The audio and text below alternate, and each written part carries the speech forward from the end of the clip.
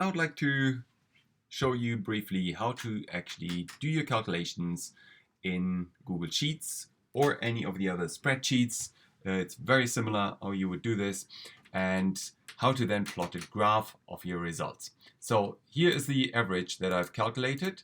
I'll remove this and just redo that and show you how to do that.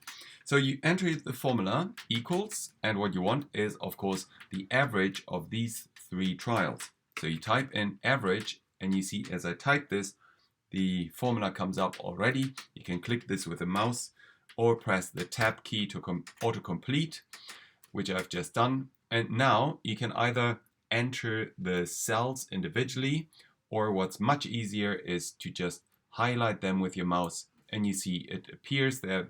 B3 is this cell, and then colon, which means up to D3. Press enter, and there is your calculation done. And now here's the autofill, suggested autofill. We like this, so it's automatically doing the averages. If I click in here, you see it shows B9 to D9. B9 is this, that's correct, and D9 is this cell. So this is all done.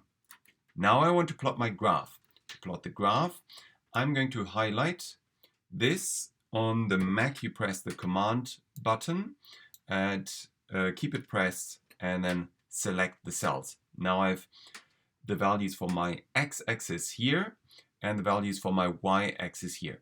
Of course, you might be measuring something completely different. Just apply this, what I'm showing you here. Okay, so there's one mistake that I want to show you that students often make, and that is to use a line graph. Please do not use a line graph. What you want is a scatter graph. So here's my scatter graph, and now that I have a scatter graph, I want to actually customize this a little bit.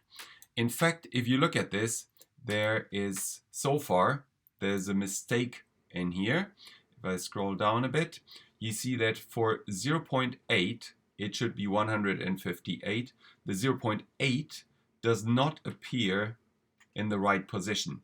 The 151 is about here, so that seems to be right, but the X position for 0.8 is clearly wrong. And the same applies to some of the other values. I'm not going to dwell on that now. But to correct this, you need to do something which is a bit weird. I have unclicked this here, use column A. So sorry, that was the wrong thing. Use row 2 as headers, or whatever it will say there. Then go into customize, grid lines and ticks. And then for the horizontal axis, click on here, do step, and a good step value here, because I'm going up in 0.2, in steps of 0.2, I'm going to choose 0.2. And now that I've done that, it actually does this. If you want minor steps as well, 0.05 would be quite nice for this, and that is that part done. Now we come to the trend line, next important part.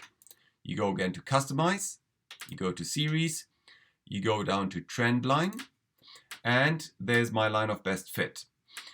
Now we also want an equation, and here this shows me the equation for this line of best fit. So this suggests that my equation is actually 188 is the gradient, that's the steepness of the line, and it pretty much goes through the origin. If you want to, for the vertical axis, you could also include the origin. Mine here starts at 0.2. Let's make it start at 0, so you can see that it's actually a proportional relationship. And if you want to, you can change the maximum number. We could make it 1.5, something like that. And that is pretty good now. Okay, that's my chart done.